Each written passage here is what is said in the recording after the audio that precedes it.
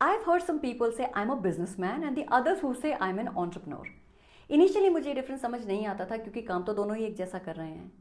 पर जब मैंने स्टार्टअप्स के साथ एंगेज करना शुरू किया, पिच डेक्स को इवैल्यूएट किया, फंडिंग कॉन्वर्जेशंस में पार्टिसिपेट किया, तब जाकर समझ आया कि बॉस डिफरेंस तो है। अगर आप भी कंफ्यूज्ड हो और इस डिफरेंस को समझना चाहते हो तो आज का ये एपिसोड है खास आपके लिए। Hi and welcome back to values and ventures. और आज हम बात करेंगे एक ऐसे सवाल की जो हर एस्पायरिंग फाउंडर के दिमाग में होता है। Entrepreneurship versus business, what is the difference and what should I choose. तो सबसे पहले समझते हैं कि बिजनेस होता क्या है। एक आइडिया, एक प्रोडक्ट, एक सर्विस जिसे आप बेचते हो, उससे पैसा कमाते हो और उसे स्केल करते हो, दैट इज बिजनेस। चाहे किराना स्टोर हो या शोरूम हो, business is kind of proven model, low risk high predictability. आपको पता होता है कि अगर आप XYZ स्टेप्स फॉलो करोगे तो पैसा आएगा।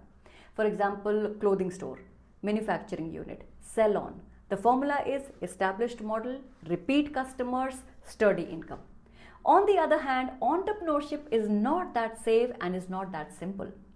Entrepreneurship is business plus innovation plus risk plus vision. यहाँ आप कोई एग्जिस्टिंग मॉडल को कॉपी नहीं करते, आप एक नए तरीके से प्रॉब्लम को सॉल्व करते हो। जब ओला आया तो सबने सोचा कि टैक्सी तो पहले भी थी, लेकिन एंटरप्रेन्योर्स ने देखा कि टैक्सी का एक्सेस ब्रोकन है, तो उन्होंने टेक के थ्रू एक नया सिस्टम बनाया एंड दैट्स एंटरप्रेन्योरशिप। यहाँ सक्सेस गारंटीड नहीं होती। फंडिंग चाहिए, टीम चाहिए, विजन चाहिए और सबसे इंपॉर्टेंट रिस्क लेने की हिम्मत चाहिए। एंटरप्रेन्योर्स वो लोग हैं जो फ्यूचर को आज देख सकते हैं, जो 5 साल बाद की प्रॉब्लम को आज सॉल्व कर रहे होते हैं। तो बिजनेस पर्सन मार्केट में मौजूद एक डिमांड को सर्व करते हैं, एंटरप्रेन्योर्स मार्केट में एक नई डिमांड क्रिएट करते हैं।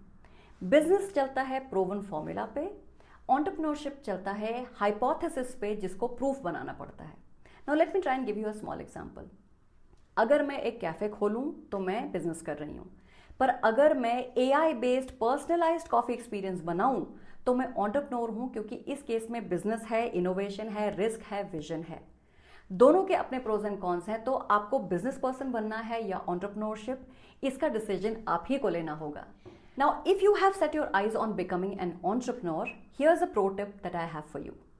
इन्वेस्टर्स आइडिया में नहीं, एग्जीक्यूशन और फाउंडर के माइंडसेट में इन्वेस्ट करते हैं, और फंडिंग भी वहीं मिलती है जहां इंपैक्ट और स्केलेबिलिटी की क्लैरिटी हो।